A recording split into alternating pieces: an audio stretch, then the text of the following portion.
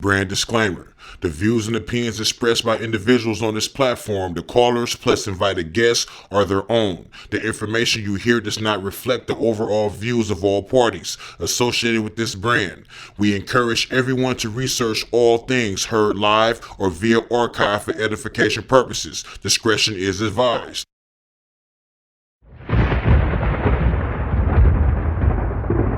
Don't touch that dial. You're now listening to Debate Talk Free Radio.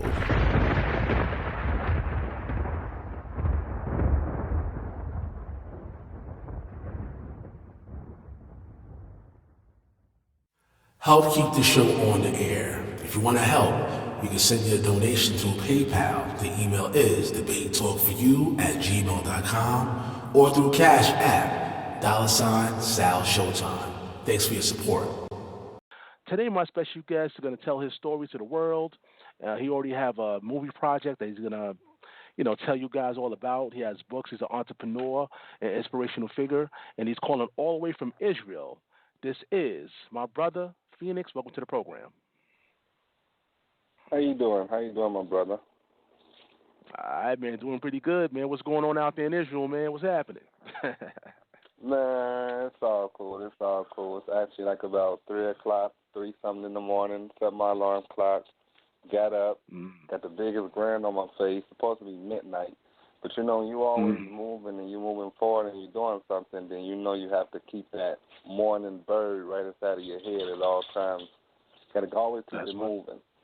So when you want to talk about Israel, it's not about Israel, it's not about America, it's how you doing in your state of mind at that particular moment you ask that particular question. So where am I now in my state of mind? I'm in a powerful place, which means I'm in an unstoppable place, which also means I'm in Israel doing major things, making big moves. And the way that I carry myself these days, and now I will not allow in no way, form, or fashion for my past to be my story. This what runs in front of me. I have a very, very, very dark past. And yes, I do my best to take the lid off of this particular steaming pot that's cooking, and it's very stinky. It's very nasty. What do I mean by that? I mean that I was born and raised into a sex pool, into a community. Now, across the world, we are known as the Black Hebrew Israelites. Now, that has a very powerful meaning, okay? Has a very powerful meaning. And with that being said, the way I was taught to live that particular lifestyle, it was to be basically no sins. A body is supposed to be with no sins, okay? And I was taught that I'm a sacred seed into this world. By who? By the same body of people that I was born and raised into, which is the Black Hebrews. Now, many people ask me, what is the Black Hebrews? Well, let me say it straight up.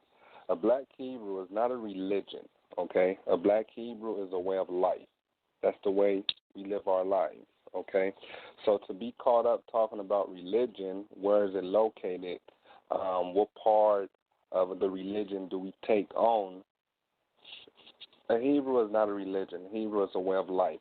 So I can't get caught up into that. But my way of life was amazing. What do I say it was amazing? It was amazing because of the things I was taught as a child through my whole life. Okay? I was taught I was going to be a sacred seed. I was taught that I am the light of the world. I was taught that truth has the inherent power to produce the promised effect. Now, I was taught only good things according to this particular nation. But you see, I'm not the only one. You have millions, not even millions. Let's keep the number accurate. You have lots of children, hundreds of children, who have been taught the same thing. But you see, on the flip side of the coin, in every community and in every closed community, in every religion, you have molestation, you have rape, you have violence, you have degrading children, you have degrading adults also. So for me to go out into the world and for me to be born into the world, into a closed community just based on the foundation of truth, right, the village of peace, for me to grow up into it as a sacred seed, and I am the light of the world, and this is what are you teaching the children of today, how is it that the same community, the same entire community, allows itself from 1969 until 2020 to have some type of sex pool going on? Now, what do I mean by that?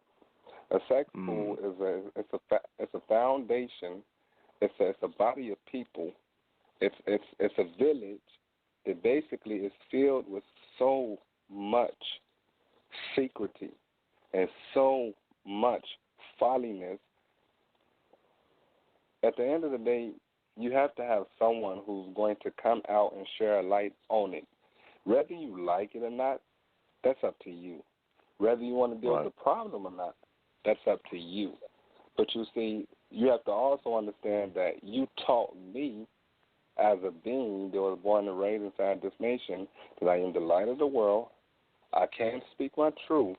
You're not allowed to get upset because you are the cause of this truth, and you do your best to stop it and not recognize the problem. Now, it's a lot to what I'm saying. I'm not just speaking as a one person, okay? Mm-hmm. I went to my community in 2009, okay? Now, remind you, told you we came here in 1969. We came here as American citizens into the state of Israel. Not necessarily we had papers. Not necessarily we had papers to literally stay here inside of the state of Israel. So we basically bum-rushed Israel and came into this state and decided to stay here and threw our passports away. We can say whatever we did, we never made it back to America. So we ended up staying here. Then you end up getting social citizenship. Then you start getting rights. But remind you, they never told you that you can come here. They just agreeing with certain things you're doing. They don't have a place to send you to. So don't think that just because we're here in Israel, we're considered as citizens. I was just inside of the, how would I call it in English? The State Department, okay? The how would I call it? I'm going to say the State Department, all right? I'm going to put my babies on my passport for the first time. I'm taking responsibility. And for me to find out at that moment, which I already knew, that I'm not a citizen, I'm a permanent resident, which means it's kind of like the same thing, but it's not really. So how is it? I'm a black Hebrew, born and raised here in Israel. I did the Army. I was not supposed to go to the Army. Let's remind you, I'm an American citizen.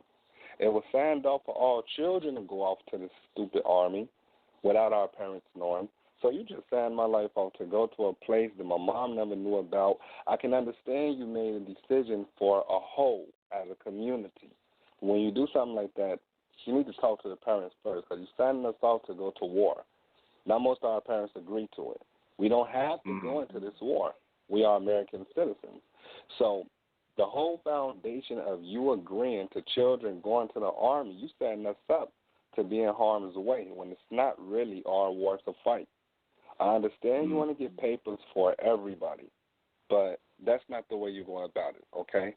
But that's just one of the aspects that came out along with messing with children along the way. So you have a child who's been molested and raped. Now, speaking upon myself, when I talk, I don't have to talk about everybody. I'm talking about myself only, okay?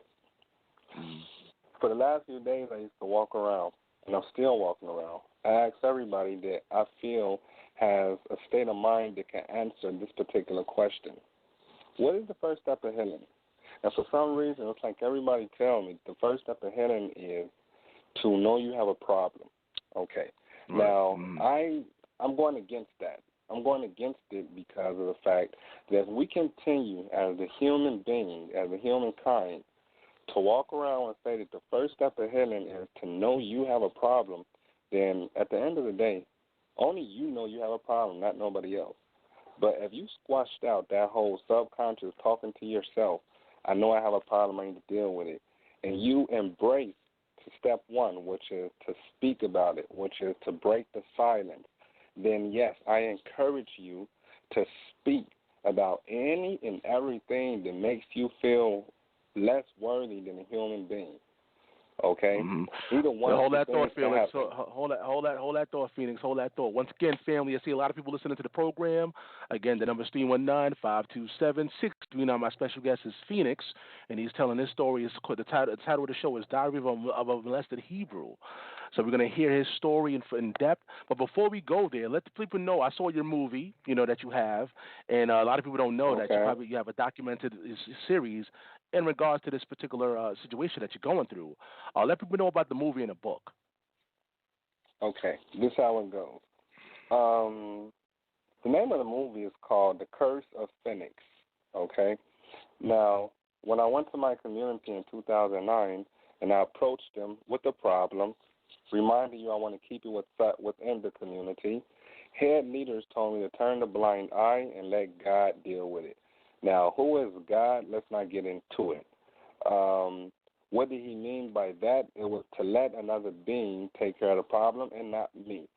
I'm not that person, okay? My father was the first high priest of the nation. His name is Sadakia.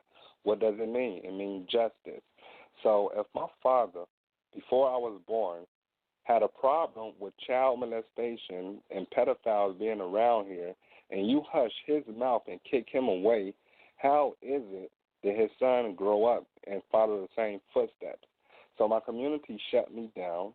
I ended up going out to live my life, and I was totally messed up, so I ended up hitting the streets. From streets, I went into rehab. When I left out of rehab, of doing therapy, I was offered to do a movie about my life. It's called The Curse of Fenix. It was to tell the story of a Hebrew child that came from this particular community. Now, I like the title of this particular conversation, The Diary of a Molested Hebrew Child or Boy. Well, you're right. I have been molested. I am a Hebrew, but I don't think I would put so much emphasis on just the fact that I am a Hebrew and I'm from a Hebrew village and I went through it, because like my friend was telling me a second before I actually called in, was basically it happens all over the world. And for you to speak your truth and put a dark light on this particular community, it wouldn't be so fair because I speak both sides of the coin, okay? But the movie hold on, let me let in real quick though when it comes to that, because a lot of people when I speak community, they don't believe this is actually going on. So that aspect of it, like a lot of people don't believe, like going on out there, nah, it's not happening. That's where I think we defer. Okay. I'm going to tell you like this. When I was offered to do this movie, I knew that I was going to run into a lot of brick walls. I know that inside of the black community in general, we have a tendency of not speaking to the outside people, okay? That's just in general, okay? I was taught my whole life also that the outside world to not trust them. So basically what we're doing is you setting the platform for the children don't trust the other side regardless, okay? But you see, things happen to me, and I always knew that things happened to me, and I always wanted to talk because I knew that I had the ability to actually get through it. It took some time for me to get to it, but you see, if a community shuts you down, what else do they want from you? Okay, I was forced to go and do what I did. And even if I wasn't forced, I'm happy that the story came out the way it came out because I gave them an opportunity to approach the problem before I actually did something about it. You looked at me stupid and played me dumb. So I said, okay, a movie was offered, a documentary called The Curse of Fenix. Now, inside of this particular movie, I know you watched the movie. I know that it's understandable to you. But me personally, I like the movie also, but it doesn't tell the story the way it's supposed to be. A lot of people don't believe that a lot of things happen inside of a closed cult. Okay. Right. I wouldn't encourage you to get your bags and come here and find out and put your children in harm's way. I'm just saying think before you do something and put all of your trust inside of a man. And then subconsciously you call him a god. and this is the way you live your life. It's like you're giving too much of yourself, not knowing exactly what are you giving. Okay, the movie The Curse of Fenix, it explains the story of a molested Hebrew boy that came from a dark place, because everywhere we go, people want to know who we are and where we come from. Okay, and yes, I know that I'm an amazing singer. I know that I'm an artist. I know that I live different. I know you want to know about my life. But if you ask me about my life, I'm going to tell you the truth about the Black Hebrews and where I came from. Now, remind you, it's only my truth. But the movie speaks very, very deep, and it shares a lot of light on a dark community. Okay? And the only reason why it came out like that was because they kept on to deny the problem that's still going on today. Now, it'll be one thing if I did the movie, it came out, and the nation looked at it as a stepping stone to pay attention to what the hell is going on and how they are destroying the sacred seed that we are sent out to the world to actually spread the truth. If you're doing all of this, why is it you so upset that I want to go and do a documentary about it? I went along with it when you ain't never want to deal with the problem. It's 2020. It's not like it happened when I was a child. It happened when I was a teenager, and it stopped. No, it's still happening in 2019, 18, and then even in 2020. And it's going to continue to go on until you learn how to recognize the problem. You can't deal with nothing if you don't know that there's a problem. And if you keep on denying it, like a body of people that only want to share what you want the world to know, then you don't have no hope of actually getting that far. And I can speak like this because if the nation was a body of people that was strong, a good 9, 7, 10,000, a good few years back, today 2020, you might have 1,300, 1,600, F less than that still lives on a compound. Most families leaving and getting up and walking away. Ever since the head leader died off in 2014, you don't know who leads the nation. You have a body of people that's all corrupt. Every other person is a pedophile in some way, form, or fashion. It's just a big scandal. A scandal that needs to be cracked open. And the only way you crack it open is if you talk to the people who grew up and been here. And you can talk to hundreds of children. And matter of fact, I'm speaking my truth. I don't know who's listening, but if you are from Israel, you're from Dimona, and you don't live in Dimona, which is the village of peace, and you are a child that was born and raised inside of this nation, and you left, you was waiting to get to the army like me, and then you managed to disappear and never come back home, and if you do come back home, you only come to visit, you don't have that much authority and right to tell Alfred and Fenix how to go about not getting justice, but bringing a solution. You see, you have 3 stepping stones in life. You can be a survivor, you can be a victim, or you can be a thriver. Now, to all of them, I choose to be a thriver because I will bring a solution back to my people. And that's when the music come in. The Curse of Fenix tells a story on a dark note. The Lies of Heaven tells a story about a person who wanted to be a serial killer. And if I'm speaking quite frankly, in life, when I wrote The Lies of Heaven, it's talking about a person that has a split personality. By the way, I am diagnosed with PTSD, post-traumatic stress disorder, with a little DID, which is split personality. It's under control because I'm aware of it. But then with that being said, it allowed me to open up my brain and write about some things that I was going through. And I used to always have a dream to be a serial killer. Like, for real. Quite frankly, I said to a cop, I said to a social worker, I said to my therapist, because that's how much hate I had inside of this particular soul. Until I transformed that hate to something amazing. And I started using whatever I wanted to say. And I'm not a rapper. I won't call myself a rapper. I'm a motivational spokesperson.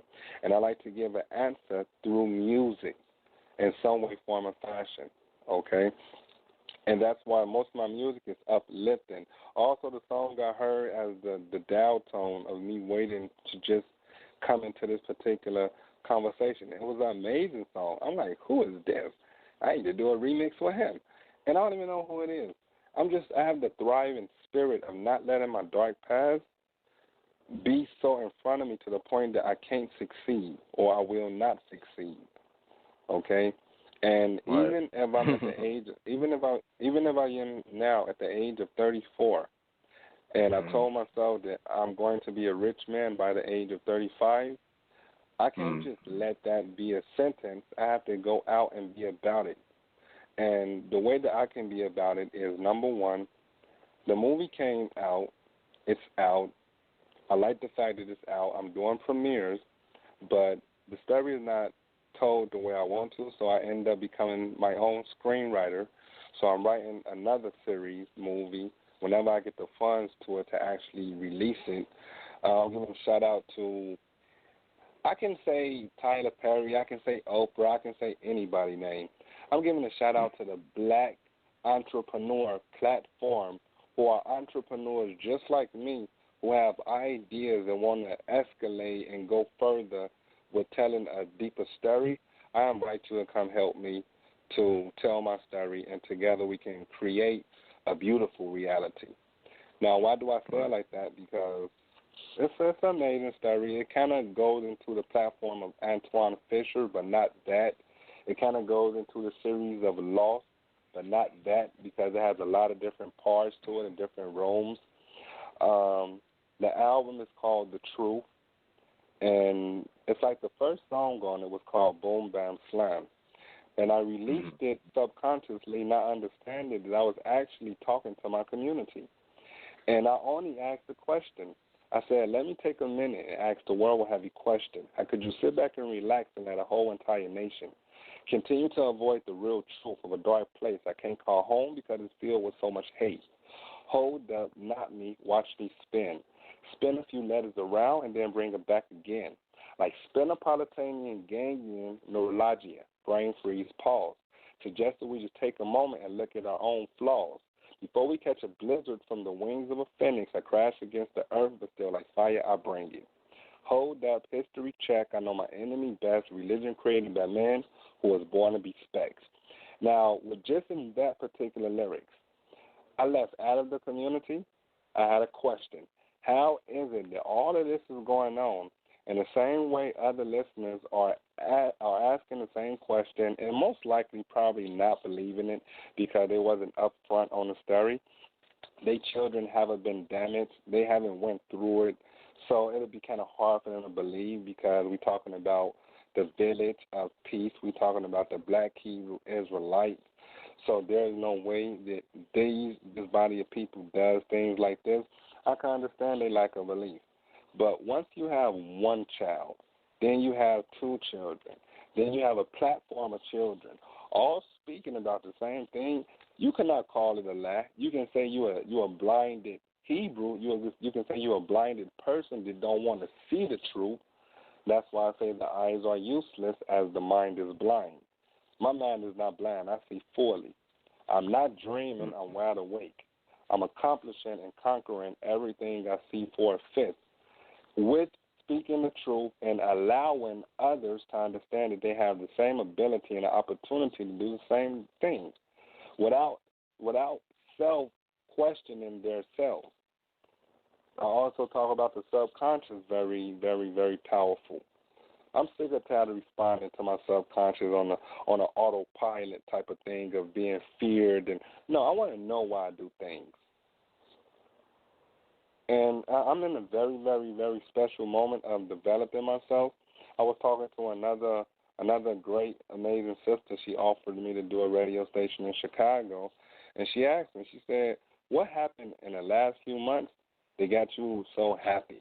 I said, look, listen, in the last few months, the only thing that basically happened, I became more aware of myself, okay, of my ability to do things. I'm taking on responsibility.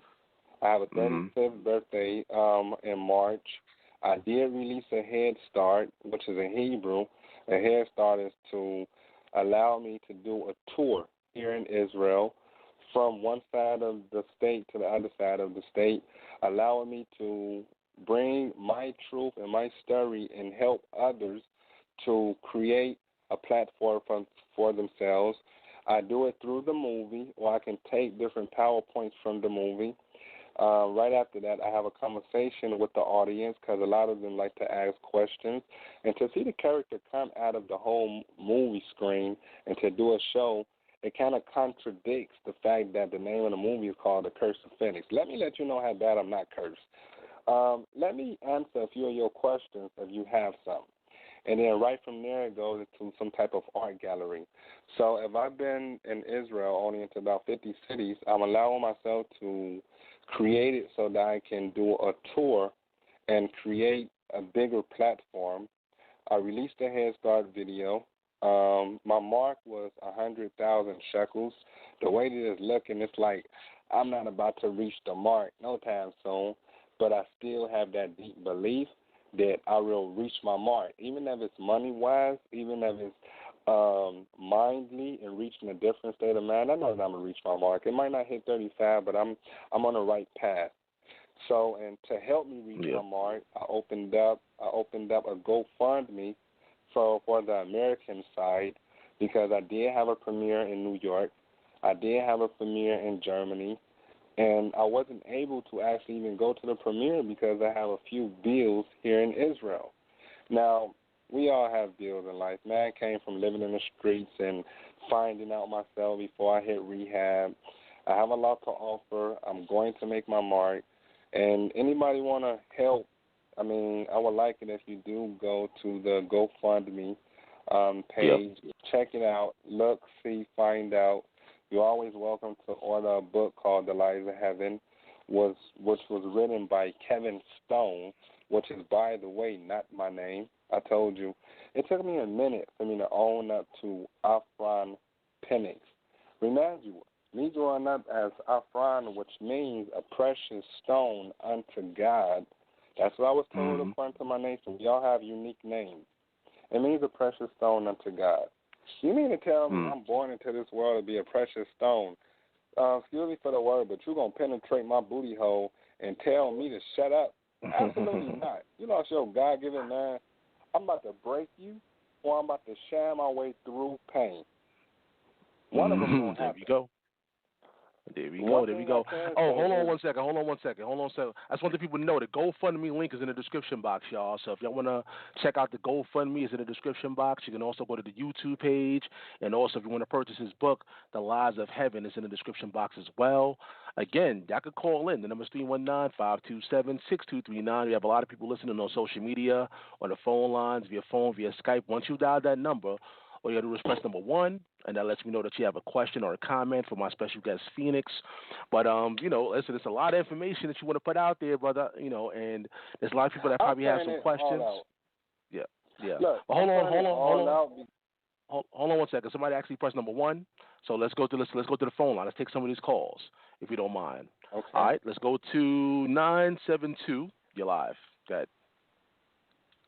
Hi, Fran.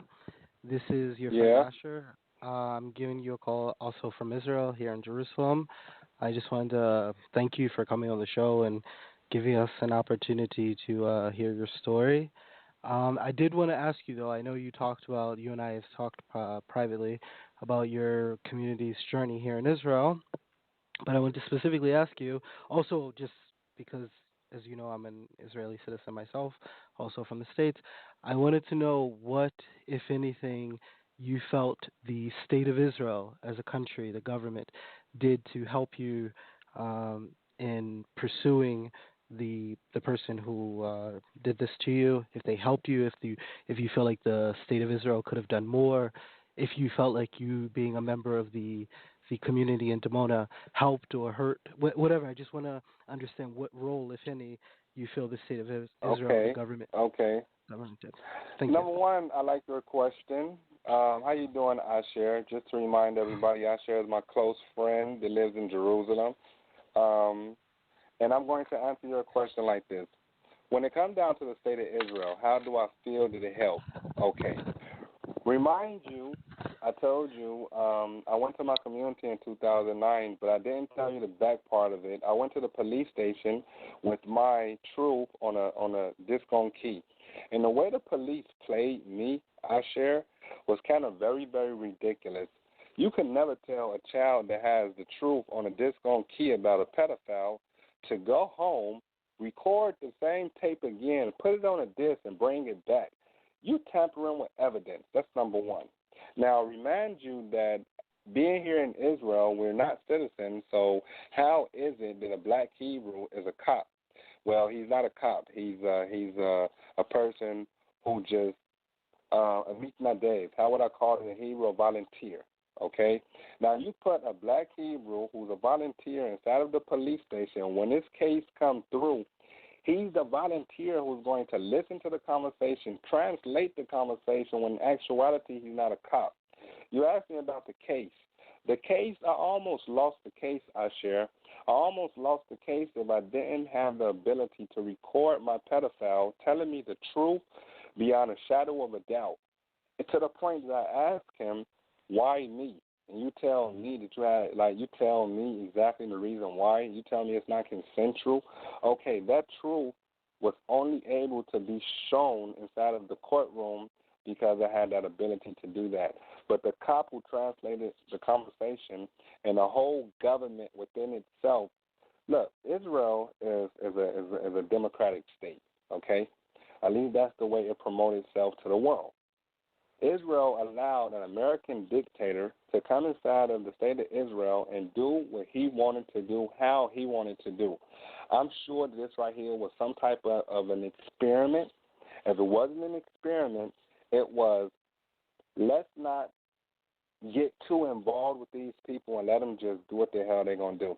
That's not the way you actually go about things, and I don't feel Israel played a very good role about it. And I still to today don't feel that Israel take responsibility. Because according to the deal, if the deal was this body of people will have citizenship because their children are going to the army, what is making it so wrong for us to still get our citizenship? Why am I still looked at as I don't know how to call it. I'm just saying in general, I don't feel that the state of Israel played a very good, safe role on helping and protecting these children because, quite frankly, inside of the movie, you have another black, powerful sister who says she went to the system, she talked to the system, and she asked the system for help. And what did the system tell her? Go back to school, go back to your village. You have a closed community. They don't allow us to come in. And only when you get to U.S. Bait, which is 12th grade, leave home. So basically, you're telling the children who's supposed to be head leaders of this particular community to don't even stick around home. And I'm sure that according to the big plan, if it was a big plan, they never cared about our parents. Our parents was never the people they cared about. They cared about the children. And what they wanted was to steal our brain cells, to steal our brain mentality, to not even want to be home. And where are we now? We everywhere but home. So I hope I was able to share a little light on your question. Yeah, once again, the number is 319-527-6239. Anybody can call in. Again, just dial that number. Once you dial the number, simply press number 1, and that lets me know you have a question for my special guest, Fenix. Once again, you can go to his GoFundMe and also his YouTube page in the description box, also the book. You can check out the book on Amazon.com. I have the link all in the description box. But let's go to 972. You're on the line. 972. Hi. Hi, Sarah. This is Shoshana. I have a question. How is it? How is it that they didn't? The police couldn't penetrate the community? They couldn't come in the gate? I don't understand. You're saying it's a closed community. Was it no one could come in? Like it's its own, sort of like its own country? Look, it's not about no one can come in. The way the community was ran is ran by a hierarchy. It has some type of food chain of power. Okay? So even if the cops came to the king's court which is the compound of the nation, you would have to talk to, first you would have to talk to one person. Then you have to talk to the security. The security of what? Of what place? The security of the kingdom of Yah. The security of the village. From there, you have to find out what person you're actually even looking for. So let's say, for instance, a person from the ghetto, he shot somebody in Times Square. By the time he get back to the ghetto, for the cops to find this particular black person going to be hell and damnation because they don't know who the hell they're looking for. So that's kind of how the nation was. The nation was built on a lot of gangsters, powerful people who knew how to run a secret organization, to the point that the state of Israel never had too much to actually show forth or even come and fight about. And I don't feel that it's fair. I don't feel that we was treated right on that particular aspect because you, Shoshana, I happen to know you also, okay? You know that in Israel you have the Orthodox Jews in Jerusalem. And if they had pedophiles and child molesters and things of that nature inside of that closed community, the state of Israel can go inside of there and take any pedophile out. Also, and just in general, when it comes down to the black Hebrews, we have to get up. I have to get up and look at my pedophile every single morning. Why? Because when I go to the outside world, by the time you come and penetrate who's this person, and by the time the victim even want to talk about it and actually take it to trial, it's a different story. I don't believe they actually want to help themselves. And I don't believe the state of Israel would like to actually throw a hand in there to want to help also. It suits them. It's a beneficial situation for both hands. Yeah, you still on the line? You have a follow-up question? Go ahead. Yeah, so how old were you when this started? Okay, in my situation, well, it's kind of funny because I have a crazy stomach ache, and it's starting to upset me as I speak now. And it kicks in. It kicks in anytime I'm under pressure or I start speaking about certain things. It can come from anger, it can come from hunger, or it can come from just anxiety. That's what we have. And the question you asked me, I'm going to answer this particular question. What was it, Shoshana, again? I got basically sidetracked for a hot second. How old were you when the first molestation happened? I guess that's probably when my stomach started hurting. With me, it was kind of like a storyline to it. It was more like a story tale to it. It started as of just bum rushing or just letting the back of his hand cross behind my butt. And it used to happen a lot inside the kitchen. What age? You can say it started between 5, 5.5, something like that. And because he had 9 children and I grew up without a father figure, I always wanted to be around children because I had a sister. She ran away from home, and that kind of put me inside of his home to grow up with him, with his family. And because we all had chores, many of us used to be inside the kitchen at the same time or just in the house at the same time. At the age of 6, he used to do so much in grooming. Wait a minute, was he your stepfather? No, he was not my stepfather. He was just a family figure friend. And us growing up in the nation, we call everybody family and friends, when in actuality, it's really not like that. Take care of your children. But make a long story short, what am I saying? It started at the age of 5.5, 6, with just bum rushing, letting the back of his hand brush my butt. Sometimes he'll feel it. It came from me eating and living a life inside of his household without my mom paying bills because he took the father figure. And it's like he found a different way to take it from me to pay regardless. And it started at a very young age, okay? And many things happened. It was gradually going on. By the time I was about 8, 7.5, it was a lot of things going on, to the point that with me it was more like about 3 times a week. The craziest things went on, but it started at a young age, And it ended at a very late age, okay? It took me a long time to always be a person to even say that out loud. Do I hold responsibility that I let it go on for that far? I can't say that I hold responsibility because I was groomed into it from a child all the way until a late age. And by the time I was able to put a stop to it, that's when it happened. And we tend to, us adults who really don't know about this particular situation, we tend to hold the victims accountable at times, when in fact the victim hold himself accountable throughout his life. And that will put him in a situation that you either want to just commit suicide, you want to just not be here. I had my years of wanting to commit suicide. I went into the Army and pulled the M16 and put it inside of my mouth, and the bullet never came out the chamber. I guess I had a reason.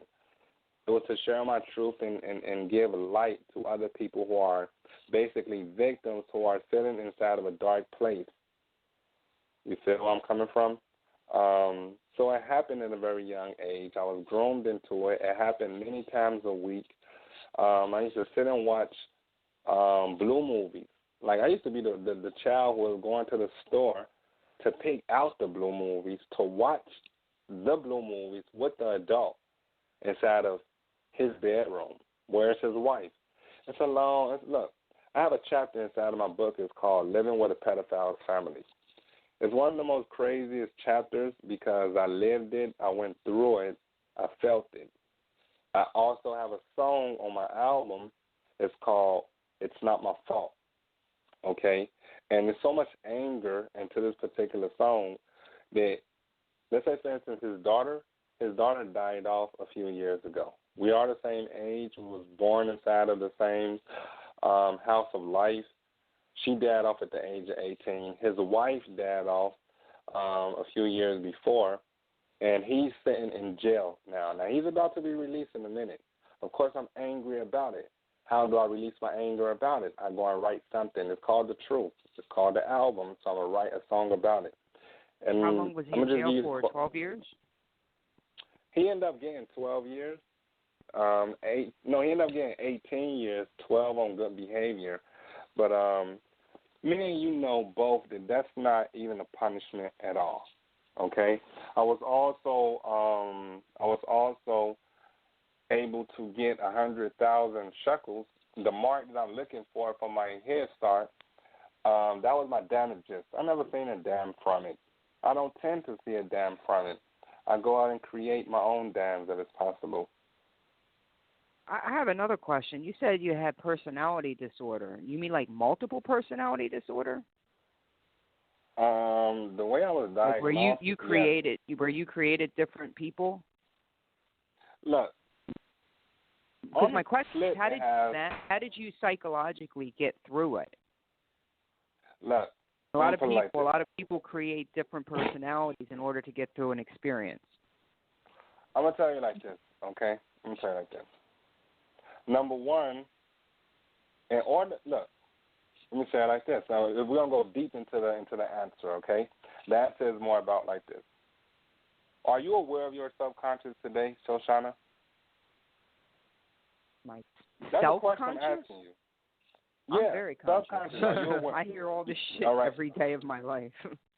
Okay. Now, your subconscious, it works on the way you were taught in life, okay?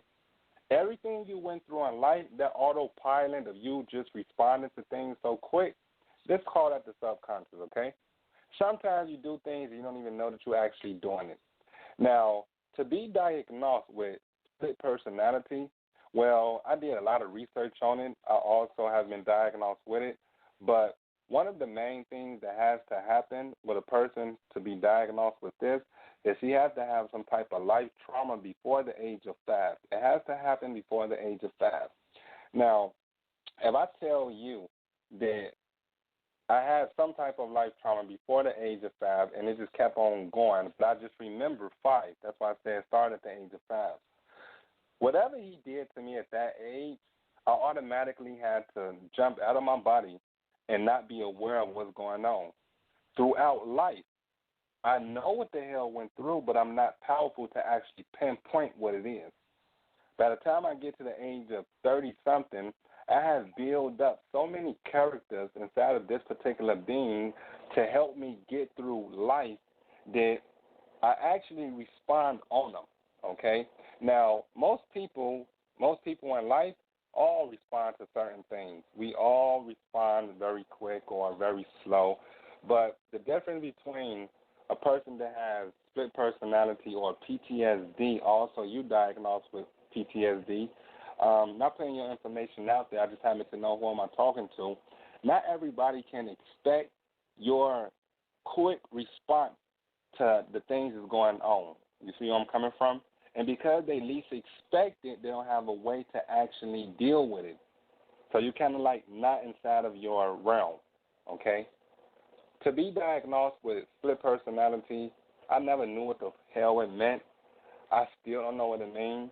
I just know that the way that I carry myself is I speak about everything that goes on inside of my brain, which means I allow myself to be aware of what's going on inside of my brain and not respond so quick because I don't know what the hell is going on. So I'm aware of my subconscious also, but not many of us are aware of it. And those who are not aware of it, I challenge you to actually go have a conversation with your subconscious. I checked in the dictionary not too long ago. That's one of the first steps of reaching success and higher understanding. That's where I'm at. I'm reaching higher understanding in general. All right. Family, the number's 319-527-239. We have Fenix calling all the way from Israel, letting the story be told. It's called A Diary of a Molested Hebrew. He has books. He has GoFundMe's, YouTube pages. Go check it out. It's in the description box. Make sure you check out his story. As movie's concerned, there's people out there that actually are asking behind the scenes or on social media. They're hearing the show.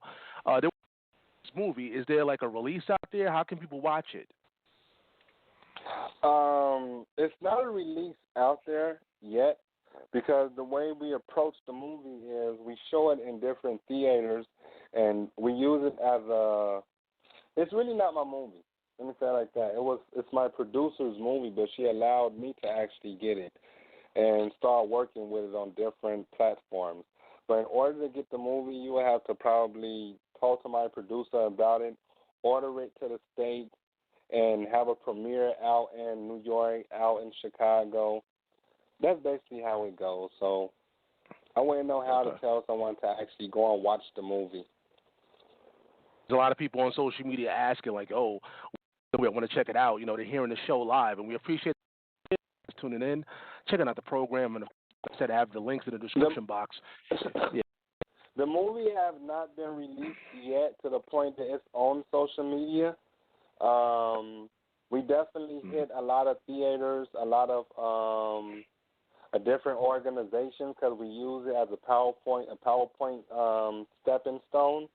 And in order for you to get the movie and actually watch it, you'll probably just have to order it to or however talk to my producer and see if it's possible that she actually give it to you. But like I said, I'm working on my own projects, and the way the whole movie came out, like I said, it told an amazing story. It told my story. I don't feel that it came off the right way, but I'm just riding the boat and doing it the right way these days. Yeah, and I was letting the family know that I got the privilege to watch the movie myself, and it was definitely a powerful, emotional role watching it. So hopefully it does in theaters, like you said. One thing I can say is one of the main things I'm actually going through now with this whole GoFundMe and this whole Head Start is so that I can allow myself to head start and jump and start doing premieres all around the world. And with this sum of money, I'm able to actually pay a state bill that can allow me to say, you know what, Salvador, I like the way you asked that question. I'm coming to Chicago. I'm coming to New York in about another 2 weeks. Let's organize it. Let's publicize it, and let's do a premiere in the States. Let's do a premiere in New York, wherever, however, whenever. But I'm able to do that because I don't have that state bill on my head to actually leave the country. So whatever is stopping me, what's stopping me is just a few bills that I'm closing out. This Head Start was to allow me to start this whole process. And maybe what I meant by the age of 35 is I will have a good head start in life at the age of 35, and I'll be able to create something from nothing. So like I said, I'm still sitting back, relaxing, still working on my album, still creating, and let's see what happens by March. If my GoFundMe on my Head Start pops off, I will like to have a premiere in New York. Whenever my bill get paid, if it's in the next half a year, few more months, sorry about that, I will reach out and let you know that I'm on the way. I will have a premiere. We can set it up. And a lot of things can go on because I'm also going to offer a show in the same building. So a lot of things can happen. Right, most definitely. Like I said, GoFundMe is in the description box. Go check.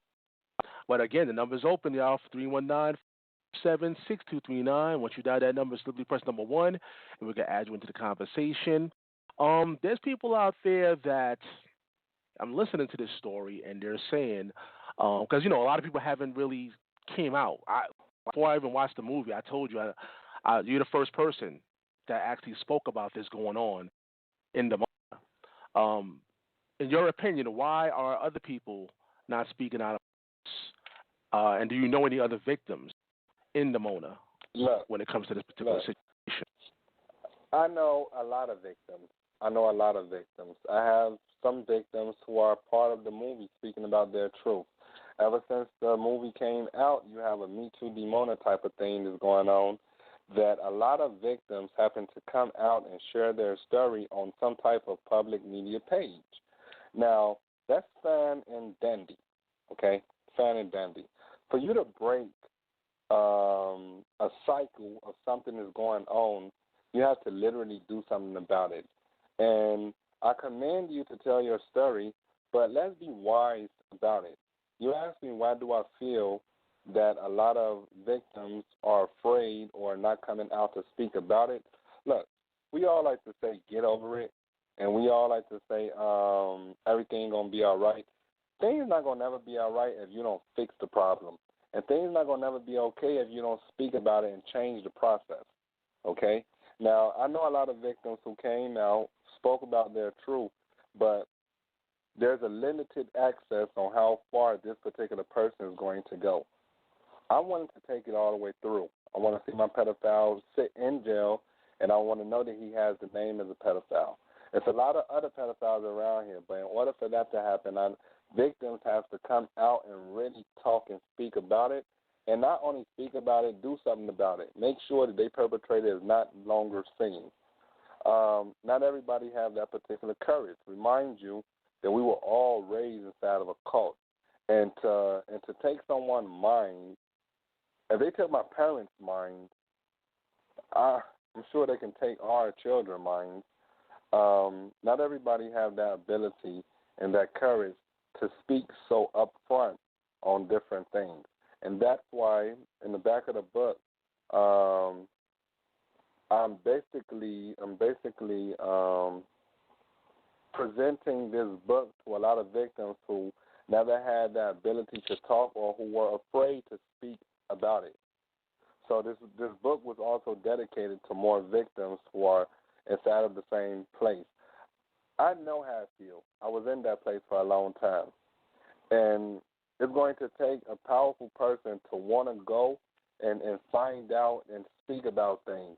Because like I said, the first step in handling is to not know about it. They know they went through the problem. It's to speak about it. It's to demand a change. And not everybody wants to demand a change.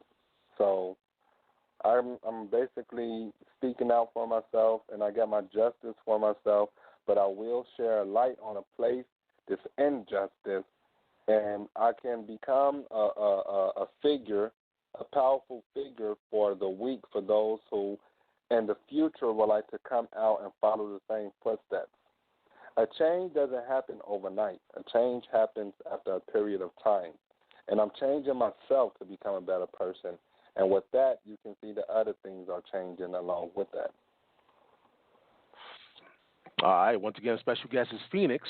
The number is 319-527-6239. Feel free to call in. Press the number 1. We'll add you in the conversation. Again, the number is 319-527-6239. I'm just going to ask a few more questions pretty much, and we're going to pretty much wrap it up. And like I said, the phone lines is always open for the audience out there. You know, we don't screen calls. All that we ask is when you do call in, there's no foul language. Keep it clean. Keep it professional. But, about the call-in. About the call-in, feel free to call in and ask me any type of question you want. I'm speaking to all listeners. Why is that? Because I get messages to my phone on why do I feel I have to do this, or I get a little hate coming from a few people who I cannot call friends, but it's amazing how behind scenes we all like to talk. And we all like to pick on or just post and share and say the craziest things to powerful people who are actually doing something about it. But when you have the opportunity to actually ask a question and really share some light on something you feel that maybe I'm doing wrong, why don't call in? Challenge it. Ask the question you want to ask. So I'm inviting everybody to really call in and feel free. Right. Once again, the phone lines is open, family. 319-527-6239. Now, how has this situation, has it affected your faith? Tell the people, did this affect your faith in any way, shape, or form? Your belief in God, things of that nature. Look, I was taught the Bible my whole life. When it comes down to the theory of God, I call him a theory. Why? Because it's a theory. We all believe in this particular theory. Do I believe in this theory, and was it damaged because of what I went through? I can say somewhat yes. Okay, I can say somewhat yes.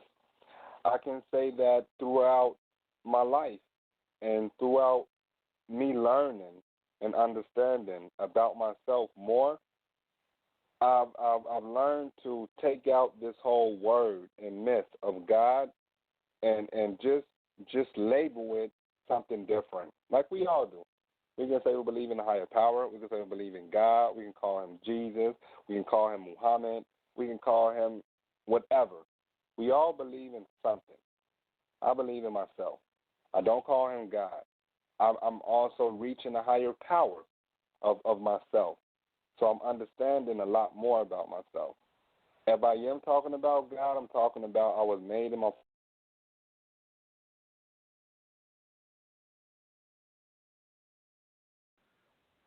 All right, hello. Yeah, I think we lost him. Hey, Phoenix, I see you're still on the phone line. Can you hear me? Yeah, I think we lost him. All right, well. Yeah, I see you still on the phone line, Phoenix. I don't know. Maybe maybe you got yourself on mute. Maybe you pressed the mute button. But we do have a caller. Try to call back in, brother. Try to call back in. We do have a caller. Once again, the number is 319-527-6239. Let's go to the phone lines. 530, you are live. Yo, greetings. What's up, Sal? It's BA. Hey, what up, BA? What's happening, fam? What's going on? It's mind-boggling just to hear what I've been hearing for the past hour or so. I commend the brother for coming out and sharing his story. It takes a lot of courage to come forward and to share the things that he experienced in this particular camp.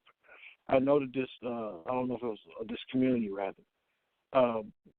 I've always have heard good things about this community from people who may have went to go visit over the years, but I had no idea that this was also going on. It's mind-boggling just to hear it, and this is something that, as believers, Hashem or whichever you prefer to call them, Most High, this is something that, as believers, we have to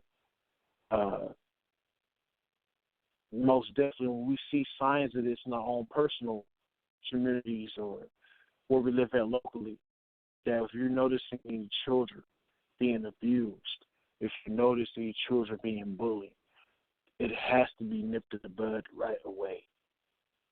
It has to be, because it affects these children long term. It affects them mentally. And one thing about living in America, man, mental health is a major, major epidemic. It is a major problem. And it is very common in the United States. Statistically, they say about, I think they say at least 29% of Americans have reported that they have had suicidal thoughts. And just this brother was sharing his story, it's events that he went through, or that can lead to people thinking this way, or someone being bullied or mistreated. We have, as adults and as believers, we have a responsibility that when we see people going through these type of abuses, it is our duty to step up and to say something and to nip it in the bud and to fix it and squash it, because you see the long-term effects. Wow, like I said, what I just heard this evening, I'm at a loss for words. This is something you don't hear every day, and for this brother to come out and to share his story is man. My question to the brother, if you're still on, the so-called the community you came out of, are they doing anything to fix this, or are they allowing this to continuously happen as we speak to this day? That would be my question. The community that I came from. Go ahead, the brother. The community, to answer your question, I was saying that it's one thing to hear a story of a victim that's talking about something that happened in the past. And it's a different aspect when you look at it in 2018-19. It, according to what I know, it's still going on. Why? Because I know particularly of one of the last teachers from the school who ended up penetrating a daughter who's about 16 now. The teacher is more about 28. They was on a field trip. I know that this happened with my nephew, so this happened to be his age range. They went on a high school trip, and it happened on the trip with one of the girls. When she came back home and she actually spoke about it, I'm sure that the head leaders of this particular nation, of the Black Hebrews, never did nothing about it. They never gave the teacher a punishment. They ended up putting it on the daughter to say that she wanted it. But let's leave the age range now. What I'm saying is that it's still going on till today. And it's going to continue to go on until the Village of Peace head leaders, I can say names, I just refuse to because it's not worth it. Until they learn how to take responsibility and deal with the problem, it's going to continue to go on, okay? But along with that, somebody was just writing me. They said, it goes on all around the world. And that's true. It does go on all around the world. But I know the Black Hebrew Israelite community, the way we portray ourselves to the world is that we are the village of peace. This is heaven upon earth. We are the light of the world. So if all of this is going on here, then let's share a light and do our best to clean our own laundry. I was also told by a friend a second ago, I cannot say that I wanted to be a serial killer on the radio station. Well, this is Fenix speaking. I have a very dark past, and for me to write about it inside of a book and call it The Lies of Heaven, then I'm speaking about a place that's called the Village of Peace that was supposed to be heaven. The things they did to me in this particular heaven allowed me to walk out into the world with a lot of hate. I'm very wise and I'm very smart, so I say exactly how I feel, and I work from there. To say that my dream was to be a serial killer and to be out creating a unique and special thing about myself, all I was saying in simple words is that I needed attention. I wanted to talk. And now that I got it, and now that I'm on the right path of it, I can't be a serial killer if I wanted to, because I'm not that person. I was just speaking metaphorically on where my state of mind was. And if you ever look at a serial killer in general, you will never know the things he went through in life until you catch him, and then he tell you that he went through molestation. He tell you his parents used to mess with him his whole life, and then you see the aspect of a grown adult who's filled with hate. I'm not that person. I'm learning how to release, but I do learn how, and I've learned how to speak about my pain in different ways. So to answer your question, it's still happening today, in 2020. Okay, well, with that, Sal, I'm going to allow you guys to finish up. And brother, enjoy your evening. Sal, you have a good night. I appreciate the call, man. Appreciate the call. Well, like I said, we pretty soon. If y'all have any questions, call in. If I ever hold your peace, this is your chance to speak to Fenix. And, the number's 319-227-6239. By the way, the show is archived, so if you miss any part of the show, you can always go back out. We have a YouTube page, DT4U. Let's type in the search box, Debate Talk, the number U. And, of course, we're on Blog Talk Radio. So right after the show, you can always go back and check it out. And you can download and spread the word about the program. Yeah, man, listen, man, you put a lot of things out there. Let people know now about some of the things that you did. Let the steps you took to, so you could be a better person today. For some reason, you're breaking up. So I hope I'm not breaking up. You can hear what I'm saying. Hello? Yes. Hello? Yes. Yes. It's me, Fenix. Oh, okay. Yeah, I don't know what happened, man. It's crazy. And it's a difficult. All right. You asked me a question. You asked me a question about what were the stepping stones I did to reach where am I at now. Yeah. One thing I ended up doing was I had the ability to go back to my community and let them know about the problem and literally start from home base. I didn't get the help that I needed, but I felt good about starting from home base. I wrote a book about it called The Lies of Heaven. It allowed me to tell my truth on my way. I checked myself into a rehab. I never checked myself into a rehab because I was smoking weed or hash or a nice guy. I never was basically introduced to drugs like that. But that stepping stone allowed me to understand a lot about myself. I did about 9 months of rehab, of learning a lot, therapy within myself and also with different people. And once I came out into society, again, I was able to pick myself up and start with the whole journey. And the movie just happened to be one of the first things that happened once I left rehab. So I always kept moving forward when it comes down to just want to speak and spread and help and want to share my truth. I just basically allowed myself to continue to share a light on a dark place. All right, well, hey, listen, that's what it is, man. We appreciate your family.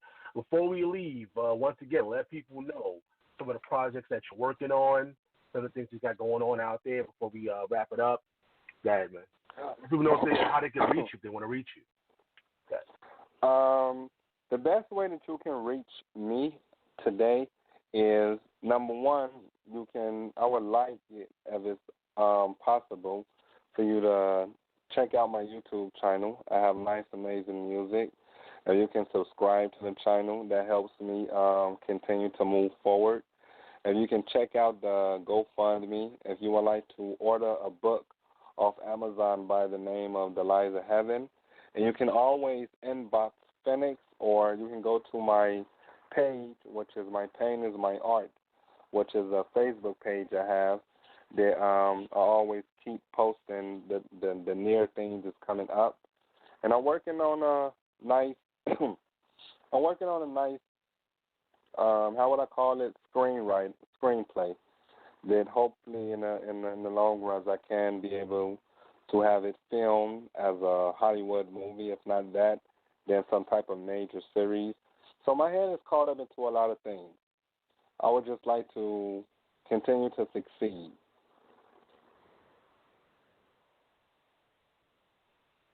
All right, Phoenix, we appreciate you, man. Once again, I'm going to definitely get you back on the program whenever you get a chance. I appreciate you coming out and telling your story to the world, let people know what's going on out here in the States, out there. And again, listen, man, you're always welcome to come back on the program, all right? Look, likewise, I had a nice, very wonderful time sharing my truth, holding a conversation with you. I'm not sorry about nothing I said because everything is true. And the people that can't deal with it, find a way to ask yourself, why is it or how is it? Is it so hard for you to understand the things that's going on inside of closed cults? Shema Yisrael, Yahuwah Eloheinu, Yahuwah Achad. Shalom, this is Brother Jason of the Hand of Yah Ministries, where the name of Yahuwah is proclaimed. And I want to thank Sal Showtime for allowing the Heavenly Father to use him and his show, Debate Talk for You, as a meeting place for people around the world to hear scriptural truth. If this show has been a blessing in your life as it has been in mine, send a donation to the ministry and support the work. Keep up the good work, Sal, and may Yahuwah bless us all.